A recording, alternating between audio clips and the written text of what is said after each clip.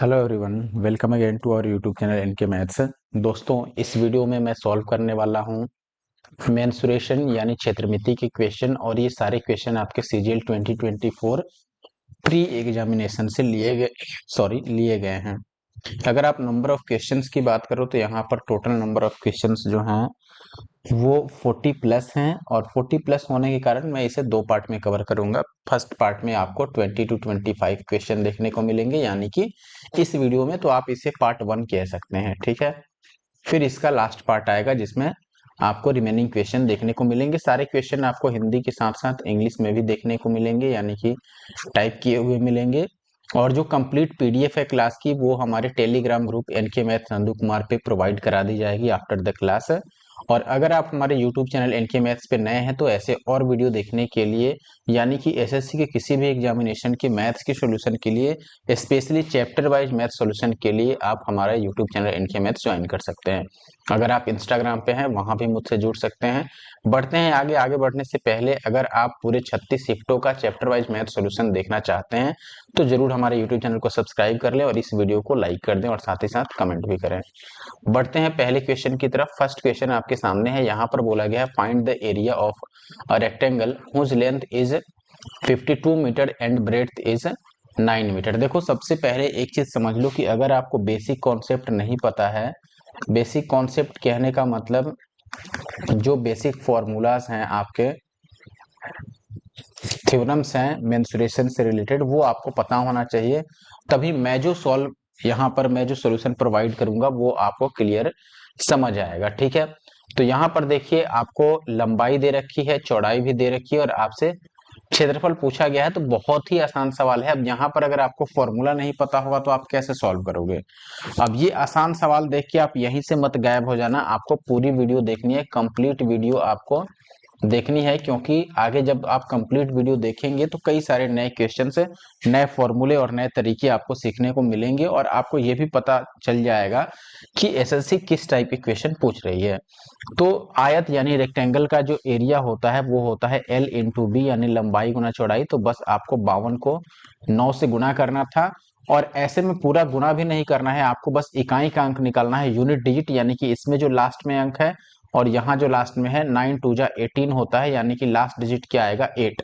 जो भी अपना आंसर होगा उसमें लास्ट में 8 आएगा, और ऐसा ऑप्शन ए में है, क्योंकि यहाँ पर देखो 5 है लास्ट में, यहाँ 3 है, यहाँ 2 है।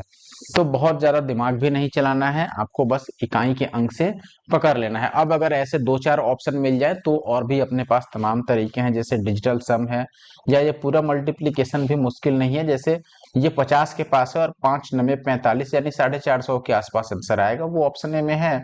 तो कई सारे तरीके निकल सकते हैं।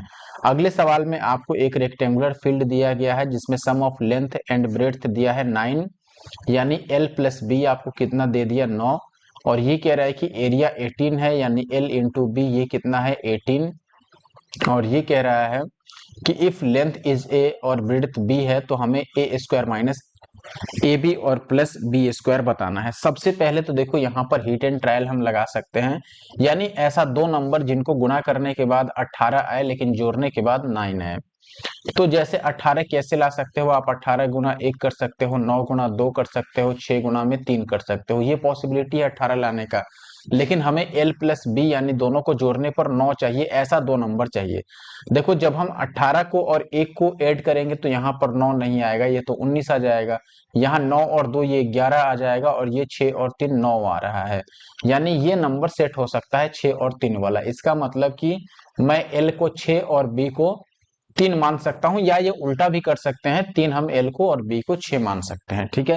क्योंकि यहाँ पर प्लस है, अगर माइनस वाला केस रहता तब हम वहां पर चेक करते। तो अब L के जगह पर 6 और B के जगह पर 3 इसमें पुट कर दो, कोई मुश्किल काम नहीं है। तो आप देखोगे कि ये हो जाएगा ए स्क्वायर यानी 6 का स्क्वायर 36, और माइनस ए बी यानी 6 तियां 18, और प्लस बी स्क्वायर यानी 3 तियां 9। तो ये हो गया 36, और माइनस 18 में से 9 गया तो 9, तो ये आ गया 27। ये पहला तरीका हुआ। दूसरा, आप अलजेब्रा का तरीका भी लगा सकते हो और वहां से भी निकाल सकते थे, ठीक है, लेकिन ये आसान तरीका हुआ। अगले सवाल में 26 सेंटीमीटर आधार और 18 सेंटीमीटर ऊंचाई वाले समांतर चतुर्भुज का क्षेत्रफल। देखो, समांतर चतुर्भुज यानी कि एक पैरेललोग्राम में ये हुआ आपका L, ये हुआ B, और यहां से आप ऐसे यहाँ पे हाइट भी ड्रॉ कर सकते हो।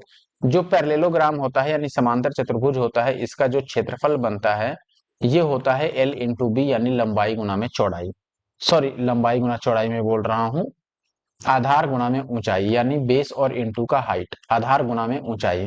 तो ये बेस यानी कि इसकी लंबाई और ये हाइट, तो इसमें आधार कितना है 26 और ऊंचाई कितना है 18, इनको गुना करना है। तो हम वैसे ही यूनिट डिजिट करेंगे, 6 को और 8 को गुना करो, 8 छक्के 48, इसमें लास्ट में 8 आया, so that the last digit of the answer is 8। यहाँ पे लास्ट में 8 नहीं है, यहाँ भी नहीं है, ऑप्शन डी में है, तो ऑप्शन डी अपना सही उत्तर हुआ। आई होप कि आप समझ पा रहे होंगे। हालांकि क्वेश्चन ही अभी इजी थे और इजी अभी तक देखने को मिल रहे हैं वीडियो में, लेकिन इजी को और इजी बनाना यही तो कला है इनके मैथ्स की। यानी कि देखो इजी क्वेश्चन में ही टाइम बचाना आसान होता है, क्योंकि इजी क्वेश्चन तो सबको ये पता चलेगा कि अच्छा ये इजी है, इसे मैं सॉल्व कर सकता हूं, और वो आराम से उसको सॉल्व भी कर लेंगे। लेकिन वहां पर टाइम कितना लगा रहे हैं, कितना टाइम उस इजी क्वेश्चन में कंज्यूम हुआ, ये देखना रहता है। ठीक है, अब काफी लोग जैसे ये देखो तुरंत लिखने की जरूरत नहीं थी, हमने 6 8 48 करके आंसर निकाल लगा दिया, यानी क्वेश्चन पढ़ा और लास्ट में 8 हमने मार्क कर दिया। तो कितना समय लगा, मुश्किल से 5 से 10 सेकंड। ठीक है, अब इसी को कोई 1 मिनट में करेगा, आसान 1 मिनट वाले के लिए भी है, उसको भी आसान ही लगेगा। ठीक है, लेकिन इसमें हमने समय अच्छा खासा बचाया और ऐसे ही आपको करना है। आगे बढ़ते हैं, find the area of an equilateral triangle whose sides. देखो साइड दिया है, एरिया बताना है। आपको पता है कि √3/4 और इंटू साइड स्क्वायर होता है, यानी 18 का स्क्वायर 100 कितना हो गया, 18 का स्क्वायर 324। अब इसको काट दो, 4 अट्ठे 32 और 4 एक बार में, तो 81 और √3। अब ये आसान था। अगला सवाल है, the perimeter of a rectangular garden is 48 if the length 6 more than the breadth. Area पूछ रहा है। देखो अगर ये रेक्टेंगुलर गार्डन है, मान लो, चलो मैं अच्छा ही बना देता हूँ, सॉरी, मान लो ये रेक्टेंगुलर गार्डन है। ठीक है, इसको भी कलरफुल बनाते हैं। ये रेक्टेंगुलर गार्डन है मान लो। अब इसमें ये कह रहा है कि जो L है वो 6 ज्यादा है B से, यानी कि ये मान लो X है, तो ये कितना होगा, X से 6 ज्यादा होगा, जो कि L है, और ये क्या है आपका B है, यानी कि चौड़ाई। अब इसमें ये कह रहा है कि देखो इसका पेरीमीटर यानी कि परिमाप दिया हुआ है और क्षेत्रफल पूछ रहा है। आपको पता है कि क्षेत्रफल क्या होता है, एरिया जो होगा this is L into B, यानी L और B पता रहना चाहिए। अच्छा, पेरीमीटर दे रखा है, पेरीमीटर क्या होता है, 2 इंटू एल प्लस बी, यही होता है ना। तो ये हो गया 2L प्लस बी, आप यहाँ पे रख दो, इन दोनों को ऐड करोगे तो कितना हो जाएगा, इसको और इसको ऐड करो तो x और x, 2x और प्लस का 6, ये कितना दिया है, पेरीमीटर दिया था इसमें 48, तो ये 48 हो गया। 2 से काटोगे 24, 24 में से 6 गया तो 18, तो x की वैल्यू कितनी आ गई, 9। यानी कि L कितना हो गया, ये 9 है, तो 9 और 6 15, और ये तो 9 ही रह गया, तो ये 15 हो गया, और ये 9, 15 में कितना हो गया, 135। तो ऑप्शन ए जो है वो अपना सही उत्तर हुआ। अगले सवाल की तरफ आते हैं। ये कह रहा है कि find the area of a square, sorry the area of a square is इतना square unit, find the perimeter of the square. आपको पता होना चाहिए कि देखो अगर एक स्क्वायर की मैं बात करूं, जैसे ये स्क्वायर है, इसमें एरिया क्या होता है, अगर साइड ए है तो इसका एरिया होगा आपका ए स्क्वायर, और पेरीमीटर इसका कितना होता है, 4 इंटू ए। अब देखो एक चीज हम समझ पा रहे हैं यहाँ पर कि ए स्क्वायर हमें गिवन है, यानी कि एरिया ये वाला। अब यहां से हमें ए की वैल्यू निकालनी है और उसे 4 से मल्टीप्लाई कर देना है। अब सबसे पहला बात कि अगर 4 से मल्टीप्लाई करना है तो एक तरीका ये हो सकता है कि आंसर 4 का मल्टीपल आएगा, 4 इंटू समथिंग, यानी कि आंसर 4 से कटेगा। 4 से ये कट रहा है, नहीं कट रहा है, ठीक है, क्योंकि इसमें ज्यादा से ज्यादा 2 कॉमन लोगे तो बाहर 6 आएगा, यहाँ 2 कॉमन लोगे तो बाहर 4 आ जाएगा, यहाँ नहीं आएगा, यहाँ भी आ जाएगा, यानी कि सी और डी आंसर हो सकता है। तो अब हम क्या करेंगे यहाँ पर, क्योंकि दो दो ऑप्शन मिल रहे हैं और इसमें एक्स भी है, तो हम डीएस या कोई और तरीका नहीं लगा सकते हैं, इसलिए हम डायरेक्ट इसको सॉल्व करते हैं। अब ये ए स्क्वायर की वैल्यू है, हमें देखना होगा कि ये किसका स्क्वायर है, तभी तो हम ए की वैल्यू निकालेंगे।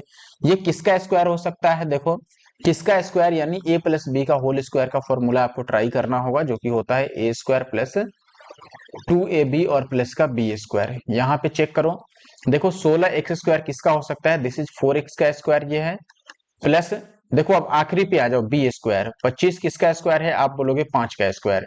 तो क्या 2ab बीच में फिट बैठता है, 2a के जगह पर 4x और b के जगह पर ये 5, यानी कि क्या इसको मल्टीप्लाई करके 40x आएगा, तो आप बोलोगे 4 दूना 8 पचे 40, यानी कि ये 40x आ रहा है। यानी कि ये जो इक्वेशन है, इसको मैं, सॉरी इक्वेशन बोल रहा हूं, ये जो आपका एक्सप्रेशन है इसको हम इस तरीके से एक्सप्रेस कर सकते हैं। और अब मैं ए स्क्वायर को लिख सकता हूं कि ये है a square plus 2ab plus b square, it means a plus b का होल स्क्वायर। ए ये हुआ और बी ये हुआ, इट मीन्स 4x और प्लस 5 का होल स्क्वायर। तो यहां से ए की वैल्यू कितनी आ गई, स्क्वायर कैंसिल आउट होगा तो 4x और प्लस 5।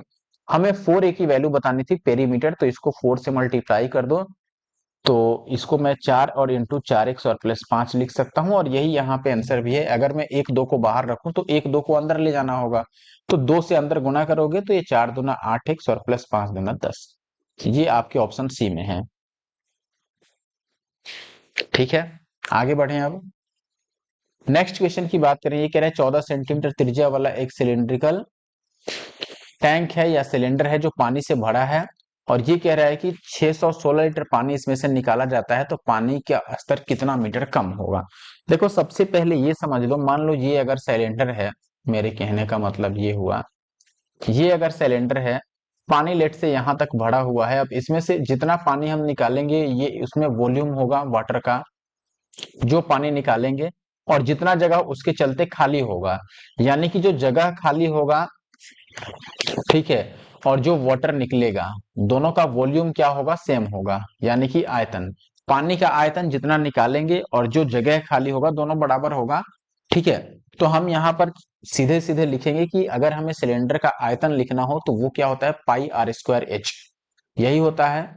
तो आप बोलोगे पाई का मतलब 22/7, आर स्क्वायर, यहाँ पर आर 14 दिया गया है तो 14 गुना में 14, और एच हमें नहीं पता है कि कितना नीचे आया, यही तो बताना है। तो हम हाइट की जगह पर एच लेंगे, और ये किसके बराबर होगा, जितना पानी निकाला गया, यानी कि 616 लीटर। बस काट पीट के एच की वैल्यू निकालनी है, तो ये 7 दूना 14, और ये हो गया 22 से इसको काटोगे तो 11 पच्चे 55, और 11 छके 66, यानी कि 28 दूना 56, और इस 14 दूना 28 से 28 कट गया, तो एच की वैल्यू कितनी आ गई, एच की वैल्यू 1 आ रहा है, 1 या 1 से भी कम, चेक करना होगा हमें फिर से। 7 दूना 14, 22 से कटेगा, जैसे हमने 11 से काटा, 11 पच्चे 55 और 11 छके 66, तो 2 से एक बार और काटना होगा 28, और इस 2 से 14, और 14 से ये कट गया, तो एच की वैल्यू इस प्रकार एक आई। लेकिन यहाँ पर एक चीज और ध्यान दीजिएगा, ये था सेंटीमीटर में और ये किस चीज में था, आपका लीटर में। तो हमने यहाँ पर थोड़ा सा गलत कर दिया, क्योंकि सेंटीमीटर को अगर हम या फिर लीटर को ही चेंज करेंगे तो आपको पता है कि क्या बनेगा। वैसे आंसर जो है वो मीटर में पूछा जा रहा है, यहाँ ये भी ध्यान दीजिएगा। अब देखिए अगर हम चेंज करें तो चूंकि 1 लीटर में 100 सेंटीमीटर क्यूब होता है, तो उसको भी ध्यान में रखना होगा। अब हमें एक बार मुझे बैक करने दो। जैसे यहां तक हमने सही लिखा था, सबको सेम यूनिट में लाना होगा। जैसे ये क्या है आपका, आप बोलोगे कि ये है लीटर में है। अब इस लीटर को अगर हमें मीटर में ले जाना हो, सॉरी सेंटीमीटर में लिखना हो, तो सेंटीमीटर में लिखने के लिए हम क्या करेंगे, यहाँ पर तो इसको अब 1000 से गुना कर देते हैं हम। 1000 से गुना करने से क्या होगा, ये बनेगा आपका सेंटीमीटर क्यूब। आपको पता है कि ये भी सेंटीमीटर में है 14, ये 14 भी सेंटीमीटर में है, और यहाँ पर हमने एच भी सेंटीमीटर में माना, तो सेंटीमीटर क्यूब दोनों साइड अब बराबर हो गया। अब ये सब काट पीट के तो हम 1 लाए थे, यानी एच की वैल्यू जो 1 आ रही थी वो सेंटीमीटर में क्या आएगा, आपका 1000 आएगा। ठीक है, लेकिन इसे अगर मीटर में चेंज करना होगा तो आपको 100 से भाग करना होगा, तो 1000 को अगर आप 100 से भाग करोगे तो ये 10 आ जाएगा, यानी कि 10 मीटर। आपसे मीटर में पूछा गया था। ठीक है, अगला सवाल क्या है, एक सिलिंड्रिकल बर्तन है जिसके आधार की परिधि दी हुई है, ऊंचाई दी हुई है, इसमें कितना लीटर पानी आ सकता है। देखो कितना लीटर पानी आ सकता है, इसका मतलब कि इसका वॉल्यूम बताना है हमें। और ये है क्या, सिलेंडर है, वॉल्यूम होता है पाई आर स्क्वायर एच, तो पाई का मतलब हो गया 22/7, आर स्क्वायर, आर यहाँ पर देखो परिधि चूंकि 44 है तो आर कितना होगा 7, ये हमेशा आप याद रख सकते हो या निकाल भी सकते हो। परिधि 2 पाई आर है, ये 44 है, तो यहाँ से आर की वैल्यू निकाल लो, 7 आएगा। तो यहाँ पर हो गया पाई आर स्क्वायर, यानी कि 7 गुणा में 7, और एच कितना है 25, एक साथ से एक साथ कट गया। तो देखो फिर से अब लीटर में आपको बताना है। अभी हमने क्या पढ़ा था कि सेंटीमीटर को अगर लीटर में लिखना है तो 1000 से गुना करना होता है, ठीक है, सॉरी 1000 से भाग करना होता है डायरेक्ट। वही हमने दूसरे साइड में जो गुना किया, तो इसको 1000 से हमें भाग भी करना होगा अभी, क्योंकि ये सेंटीमीटर क्यूब में है। इसको अगर हम लीटर में लिखेंगे, सेंटीमीटर क्यूब में क्यों है, क्योंकि सभी में सेंटीमीटर लगा हुआ है।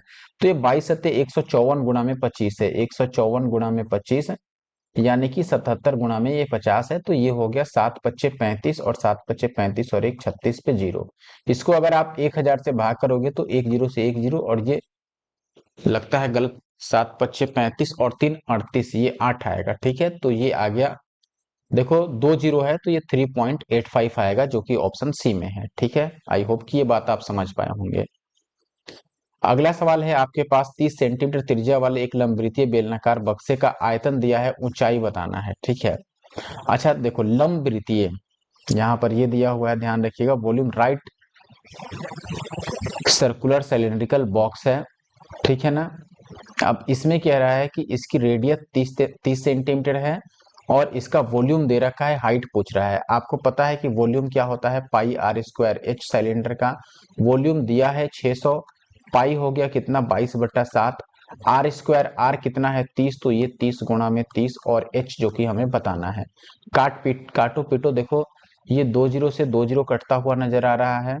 आगे आप देखोगे तो ये 3×6 और 2 से ये 11×22, तो एच की वैल्यू कितनी आ गई, तो आप बोलोगे कि ये आ गया 7/11×33। एक ही दो है ना,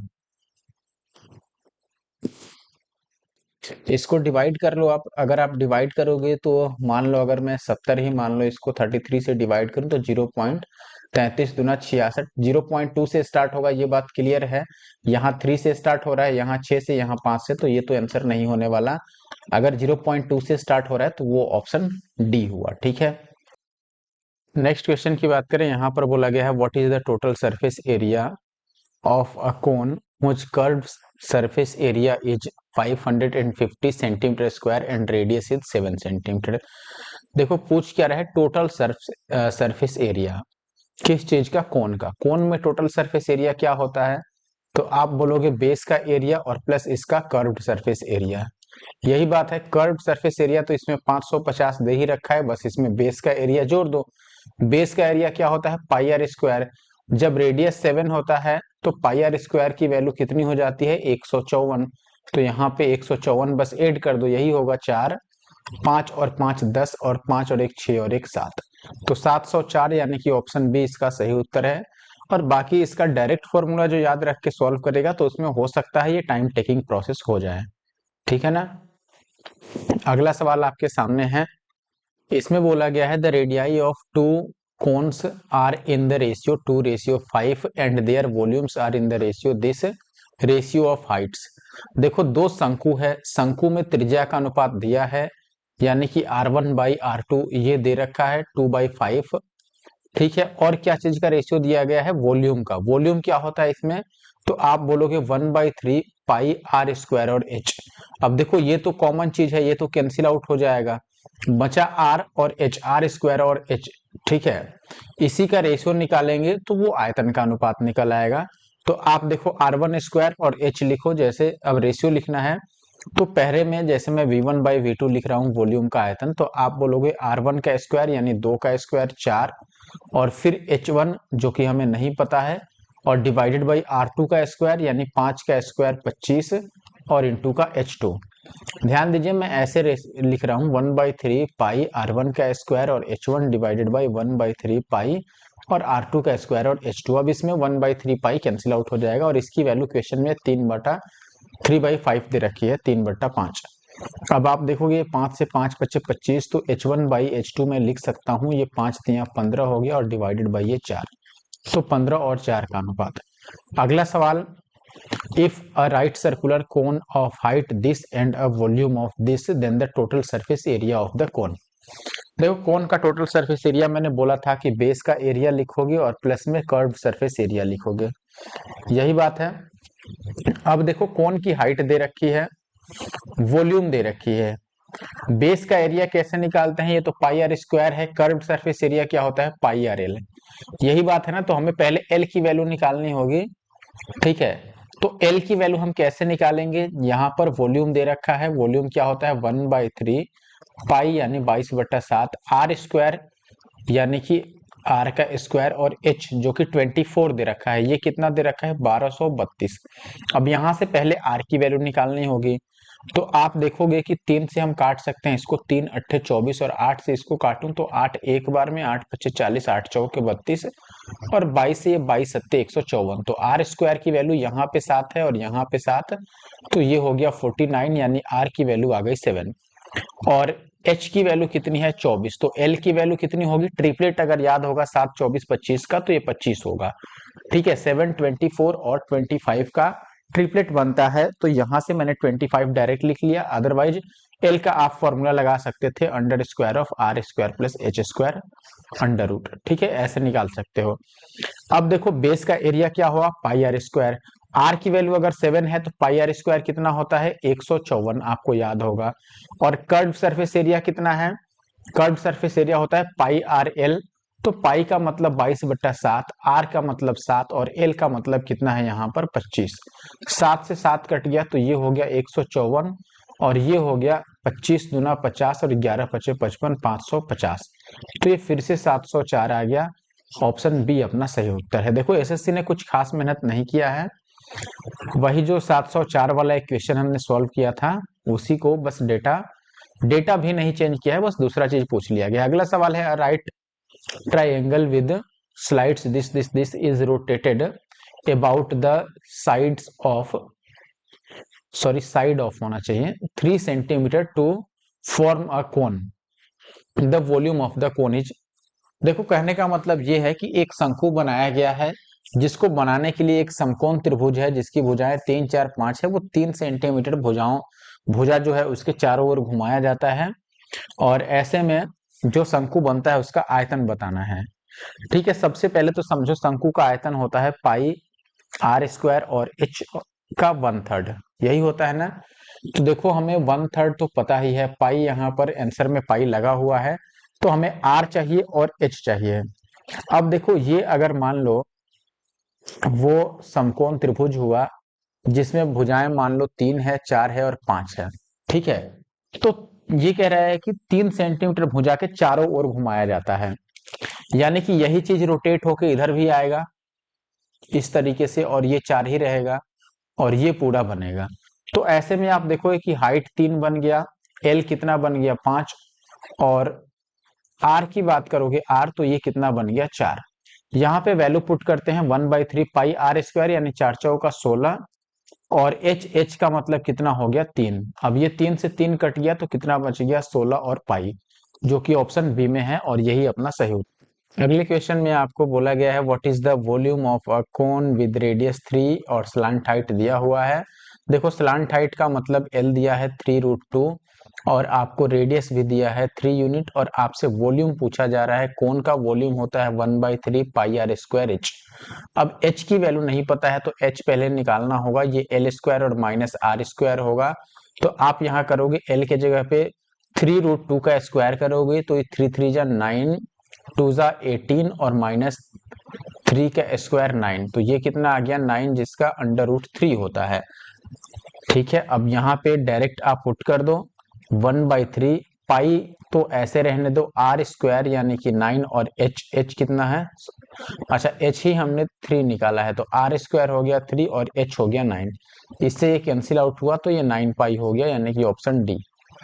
अगला सवाल है, ये कह रहा है कि ऊंचाई दी हुई है, ठीक है, एक बेलन है उसका ऊंचाई 20 सेंटीमीटर है, और उसका लेटरल सरफेस एरिया यानी पार्श्व पृष्ठ का क्षेत्रफल आपको दिया हुआ है, जिसे आप वक्र पृष्ठ का क्षेत्रफल भी बोल सकते हो, वो 1760 सेंटीमीटर दिया है। आयतन बताना है। देखो वक्र पृष्ठ का क्षेत्रफल यानी कि पार्श्व सतह का क्षेत्रफल पाई आर 2πr/h होता है, ये 1760 दे रखा है, और आपको हाइट दे रखा है 20, और आपसे वॉल्यूम पूछा जा रहा है, वॉल्यूम क्या होता है पाई आर स्क्वायर एच। पाई हो गया 22/7, आर हमें नहीं पता है, एच हमें पता है 20, आर स्क्वायर लिखना होगा बस। यहां से देखो 2 पाई का मतलब हो गया 22/7, आर हमें पता नहीं है, एच कितना है 20 है, ये 1760 हो गया। यहां से हमें आर की वैल्यू निकाल के यहां रखना होगा।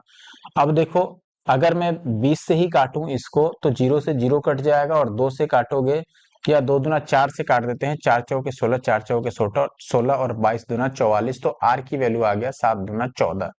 तो यहाँ आ गया 14 गुणा में 14, क्योंकि आर स्क्वायर हमने छोड़ा था। अब ये 7 से 7 दूना 14, तो ये हो गया 14 दूना 28 दूना 56, यानी 560 गुणा में 22।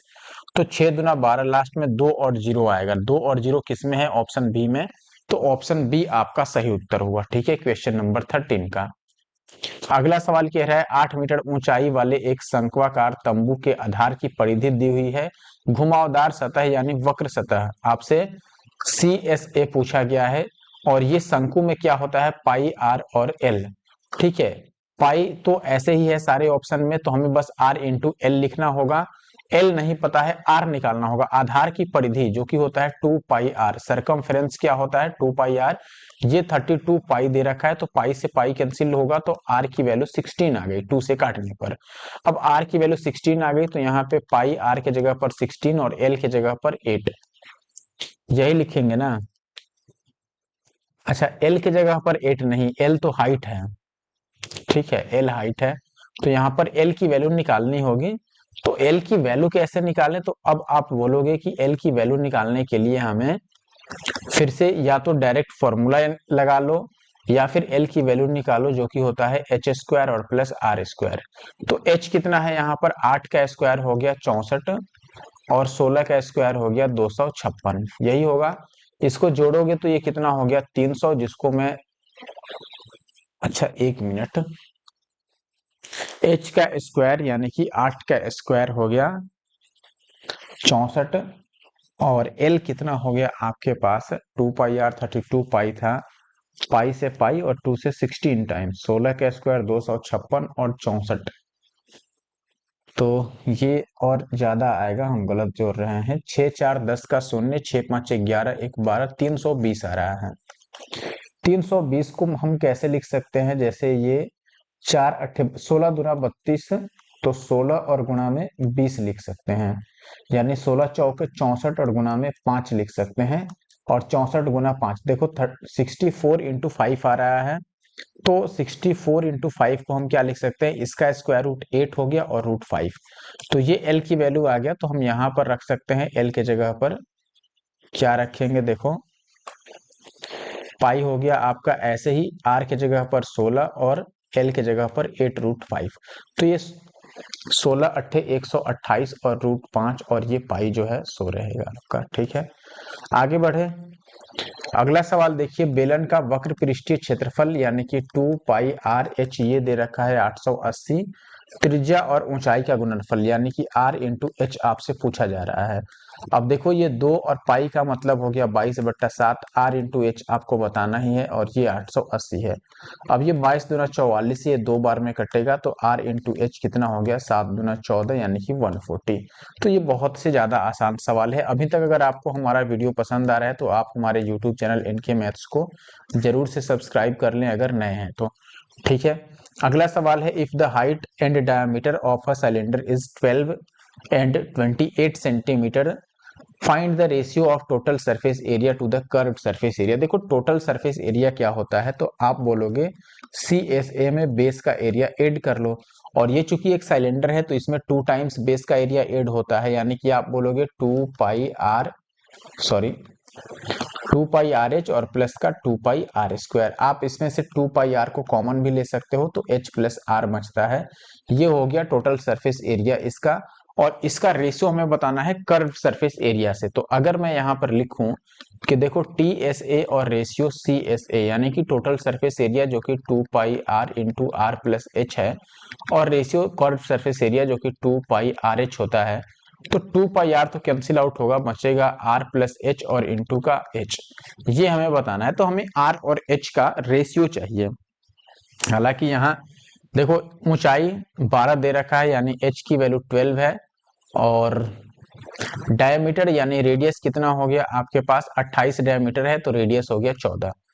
ठीक है, अब यहाँ पे वैल्यू पुट कर दो, आर प्लस एच यानी कि 14 और 12 कितना हो गया? 28, और रेशियो एच यानी कि 12, 4 से काटोगे 4 सत्ते 28 और 4 तिया 12, तो कहीं गलत हो गया, इसका मतलब 14 और 12 26 होगा, सॉरी 26, तो 26 होगा, तो ये 2 से कटेगा, 2 से अगर आप काटते हो तो ये हो जाएगा 13 टू टाइम्स और ये 6 टू टाइम्स, तो 13:6 is the answer. Next question है, if 3 cubes of volume this each are joint to end, ठीक है, यानी कि 3 क्यूब को एक साथ जोड़ा जाता है, find the surface area of resulting cuboid. देखो कहने का मतलब ये है कि मान लो ये एक क्यूब है, ठीक है, अगर मैं क्यूब के जैसा ही बनाऊं तो क्यूब भी है अपने पास, इसको हटा दो, ये एक क्यूब है, ठीक है, फिर ऐसा ही एक और क्यूब है, बिल्कुल सेम टाइप का है क्या, वाह क्या बात है, एक ही बार में सेम टाइप बन गया, और एक और, ये हो गया एक और, ये 3 क्यूब है, तीनों सेम है बिल्कुल, इनको एंड टू एंड ऐड किया जाता है, यानी कि मान लो ये पहला क्यूब, फिर ये दूसरा क्यूब, इसको यहाँ लगा दिया गया ऐसे, और फिर ये तीसरा क्यूब ऐसे। अब कह रहा है कि तीनों को ऐड करने के बाद जो क्यूबॉइड बना, अब आप ध्यान से देखोगे कि एक क्यूबॉइड बन चुका है इतना लंबा, इनके बराबर का, ऐसा ही केस है, यानी कि ये अब क्यूबॉइड के फॉर्म में आ चुका है, तो ये दोनों चीज हो गया बराबर, ठीक है। तो ऐसे में कह रहा है कि इसको चेंज करके जो ये बन रहा है, तो ऐसे में जो घनाभ बन रहा है क्यूबॉइड, उसका एरिया बताओ क्या होगा, ठीक है। तो अब आप देखोगे कि चूंकि ये था क्या, वॉल्यूम, वॉल्यूम क्यूब का क्या होता है, एल क्यूब, ये 512 था, तो एल कितना हो जाएगा, 512 8 का क्यूब होता है, यानी एल की वैल्यू 8, यानी कि जो क्यूब था पहले से हमारे पास, जो क्यूब था छोटा वाला, उसमें आपका हाइट से लेके, हाइट भी 8 था, एल भी 8 था, और एच आपका जो ब्रेड था, यानी एल बी एच, तीनों 8 8 था। तो मैं बोलूंगा कि इसके जगह पर ये जो बना है ये वाला, चलो इसको मैं हटा देता हूं, इसकी जरूरत नहीं है अभी, ठीक है, इसको भी हटाओ। तो अब आप देखोगे कि इसमें चूंकि ये 8 था यहां से यहां तक, तो ये भी 8, ये भी 8 और ये भी 8, तो ये पूरा एल की वैल्यू कितनी आ गई, यहाँ पर एल की वैल्यू आ गई 8 तिया 24, और ये तो जो 8 था वो अभी भी 8 ही है, यानी एच की वैल्यू 8 ही है, और बी यानी कि इसकी चौड़ाई, चौड़ाई ये वाली लाइन है, और ये अभी भी 8 ही है, तो यहाँ पर आप बोलोगे बी की जगह पर भी 8 ही है। तो अब हमें बताना है घनाभ का क्षेत्रफल, घनाभ का क्षेत्रफल क्या होता है, आप बोलोगे 2 इंटू एल बी और प्लस का बी एच और प्लस का एच एल, तो ये डायरेक्ट अब आप फॉर्मूला लगा लो, 2 टाइम्स ऑफ, देखो एल बी, यानी कि सब तो अब एल है 24 और गुना में बी है 8, और प्लस बी 8 और गुना में एच भी 8 और प्लस एच 8, और एल कितना हो गया 24, ये हमें कैलकुलेट करना है, ठीक है। तो अब यहाँ डीएस लगा लो, या फिर डिजिट सम भी आप ट्राई कर सकते हो, या एक और काम कर सकते हो, जैसे या तो इसको कैलकुलेट करो, या एक और तरीका था हमारे पास, जैसे तीनों क्यूब्स के अगर हम एरिया को जोड़ते तो क्या होता, यानी एल है आपके पास 8, अब मुझे पता है कि 6 और एल स्क्वायर, ये एक क्यूब का क्या होगा, सरफेस एरिया, और ऐसे ऐसे 3 क्यूब हमने ऐड कर दिए, लेकिन अब इसमें कुछ माइनस करना होगा, देखो ये वाला सरफेस गायब हो रहा है, ये वाला सरफेस भी गायब हो रहा है, क्योंकि ये बीच में आ गया, तो इसका एरिया तो अब गायब हो गया, तो इस एरिया को हमें माइनस करना होगा, तो ये क्या है, एल इंटू बी है, और ये भी एल इंटू बी है।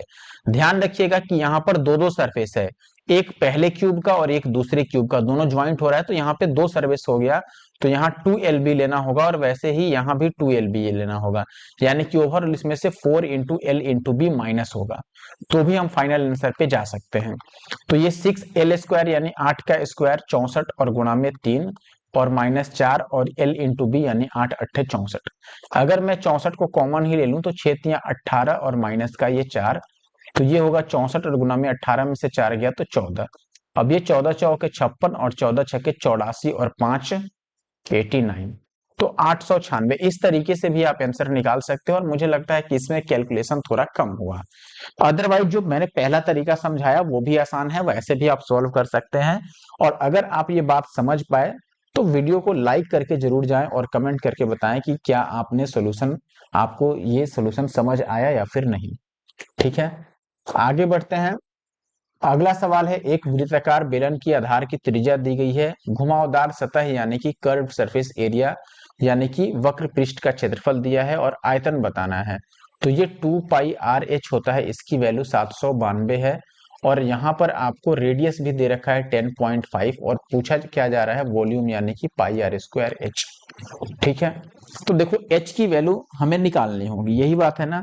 तो h की वैल्यू मैं यहां से निकाल लेता हूं 2 और पाई का मान 22/7, r कितना है 10.5, यानी 21/2 मैं लिख देता हूं इसको, ठीक है। 21 का आधा है और ये h, ये हो गया 792। अगर आप काटोगे इसे तो ये 7 से कट जाएगा 3 टाइम्स, और ये 2 से 2 टाइम्स कट गया, और ये 3 से कट गया, 3 2 जा 6 और 3 6 जा और 3 4 जा, और 22 से इसको काटोगे तो 22 एक बार में और 22 दूना 44, नहीं 22 एक बार में ना, ये 1 है, ठीक है, 12 बार में कट गया। तो h की वैल्यू 12 आ गया। अब पाई आर स्क्वायर एच, तो पाई का मतलब यहां पर मैं लिख देता हूं 22/7, आर स्क्वायर यानी 21/2, और फिर से 21/2, और h की वैल्यू 12। बस इसको काट लो पीट लो, आंसर आ जाएगा। तो ये 7 से 3 बार में, और ये 2 से, और 2 दूना 4 से, ये कट गया कितनी बार में, 3 बार में, 4 तियां 12, तो 3 तियां 9, और गुणा में 21 और गुणा में 22। अब देखो ये 9 कम 9 दूना 18, यानी लास्ट डिजिट तो 8 बनेगा, तो ये दोनों ऑप्शन गलत हो गया। इस दोनों में से कोई एक सही होगा, लेकिन सही कौन होगा इसके लिए हम एक और उपाय कर सकते हैं, और वो क्या है, जैसे देखो यहाँ पे 11 है तो आंसर 11 से कटेगा, ये बात फिक्स है। तो आप इसमें चेक कर सकते हो कि 11 से कौन सा कट रहा है। जैसे इसको चेक करोगे आप तो 4 और 1 5, और ये 8 5 13, 13 में से 5 गया तो 8, यानी कि ये 11 से नहीं कटेगा, तो ये आपका आंसर हो गया। आप चेक भी कर सकते हो, 5 4 9, 8 और 1 9, 9 में से 9 जाएगा 0, ठीक है।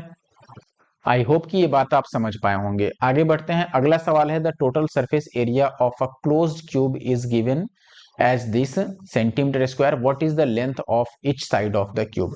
देखो सरफेस एरिया क्या होता है एक क्यूब का, वो होता है 6l², मैंने अभी बताया था, और ये आपको दे रखा है 1152, और आपसे l की वैल्यू पूछी जा रही है। 6 से इसको काट दो तो l² की वैल्यू कितनी आएगी, 6 से काटोगे तो ये 6 एक बार में, फिर 5 और 5, तो 6 9 54, और 6 दूना 12, ठीक है। तो l की वैल्यू हो गई √192। इसमें से देख भी सकते हो किसका स्क्वायर 192 होगा, ठीक है। जैसे 9 का स्क्वायर 9 में 81 दूना 9 192 नहीं होगा, 4 चौके 16 गुना, तो 6 तियां 18 नहीं आएगा। 8 का स्क्वायर 64 दूना नहीं होगा, तो ये आंसर होगा 8 का स्क्वायर 64 तियां 192। अदरवाइज आप इसको कैलकुलेट भी कर सकते हो, जैसे अगर आप 8 से ही काटोगे तो 8 दूना 16, और फिर 8 चौके 32, ये 24 गुना में 8 है, इसको हम क्या लिख सकते हैं 3 गुना में 8, इस 24 को, और गुना में 8 ऐसे लिख सकते हैं, फिर ये एक 8 हो जाएगा अंडर रूट से बाहर। अगला सवाल देखिए, ये कह रहे हैं the length breadth and height of a room is this, ये तीनों दे रखा है LBH। ये कह रहा है कि from each can of paint 40 square metre of area is painted. यहां पर क्या लैंग्वेज लिखा गया है क्लियर नहीं हुआ, लेकिन ऐसे ये लिखना चाह रहा है कि देखो प्रत्येक पेंट के प्रत्येक डिब्बे से 40 वर्ग मीटर क्षेत्र को पेंट किया जा सकता है, ठीक है। यानी कि एक डब्बा में जितना भी पेंट आएगा उससे 40 वर्ग मीटर यानी 40 स्क्वायर मीटर एरिया को हम पेंट कर सकते हैं। अब ये कह रहा है कि केवल कमरे की दीवारों को पेंट करना है, ठीक है। तो ऐसे में कितने डब्बे की आवश्यकता होगी, तो देखो कमरे के दीवारों का क्षेत्रफल हमें निकालना होगा, बस ये सबसे मेन मुद्दा यहाँ पर ये है।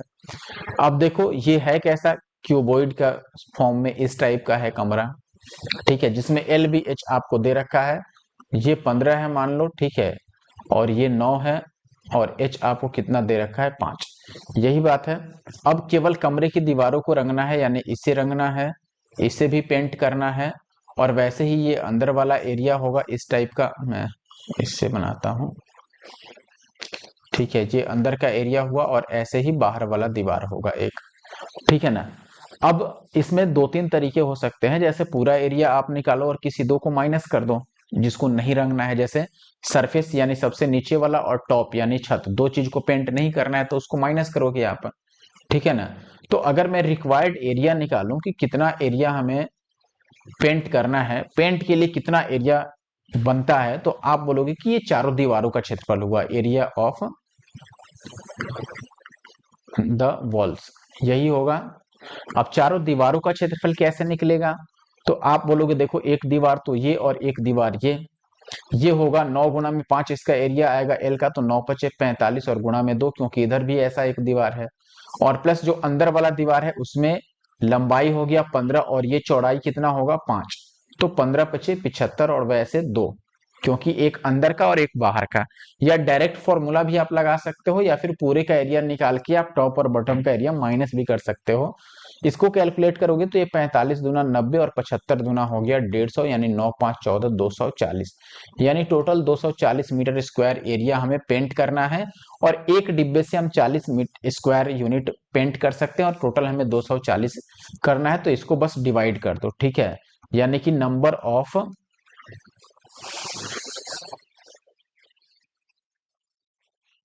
आप पेंट या फिर पेंट का डब्बा जो भी लिख लो यहाँ पर, ठीक है। नंबर ऑफ पेंट अगर आप लिखोगे यहाँ पर यही पूछ रहा है, ठीक है। हाउ मैनी कैंस, अच्छा कैंस यहाँ पर कहने का मतलब ये कह रहा है, ये कैन जो मैं समझ रहा था वो कैन नहीं है, ये कैन है जिसमें पेंट का डब्बा कहने की बात कर रहा है। तो नंबर ऑफ कैंस अगर मैं निकालूं, ठीक है, यानी डब्बों की संख्या, तो आप बोलोगे 240 रिक्वायर्ड है और एक से हम 40 पेंट कर सकते हैं, काटोगे तो 6 आ जाएगा, यानी कि 6 कैन चाहिए, यानी कि 6 डब्बे चाहिए। अगला सवाल है, if the radius and height of a right circular cylinder are, यहाँ पर रेडियस दिया है और हाइट दे रखा है और हमसे टोटल सरफेस एरिया पूछ रहा है। अब ये होमवर्क ये आपको खुद से सॉल्व करना है, क्योंकि ऐसा क्वेश्चन मैंने कई सारा सॉल्व कर दिया इसमें। अगला सवाल, क्या ये आखिरी सवाल है? बिल्कुल। तो ये आखिरी सवाल ही था और ये मैंने होमवर्क ही दे दिया, तो बिल्कुल भी घबराने की जरूरत नहीं है।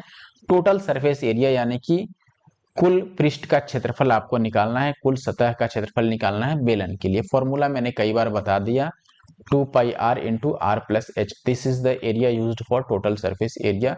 यहाँ पर आर और एच की वैल्यू पुट करनी है आपको, जो कि गिवन है क्वेश्चन में, और आंसर आपका निकल आएगा। आई होप कि आप सॉल्व कर पाएंगे और कमेंट बॉक्स में बताएंगे भी कि आपने ये क्वेश्चन सॉल्व किया या फिर नहीं। पार्ट 1 में हमने देखा दोस्तों कि सारे क्वेश्चन लगभग लगभग इजी थे, इजी की साइड ही हम इजियर ही बोलेंगे, इजियर साइड रहे हैं, इसमें कोई भी मॉडरेट या फिर टफ नहीं है। एक आध क्वेश्चन आप मॉडरेट मान सकते हो जहां पर अच्छे कॉन्सेप्ट की आवश्यकता है, ठीक है, जैसे जिसमें क्यूब्स को ऐड किया गया था वो क्वेश्चन हो गया, या ऐसे एक आध क्वेश्चन और मिले होंगे। फिर अब हम पार्ट 2 कल देखेंगे। आई होप कि आप हमारे चैनल एनके मैथ्स पे बने रहेंगे ऐसे और वीडियो देखने के लिए, ठीक है।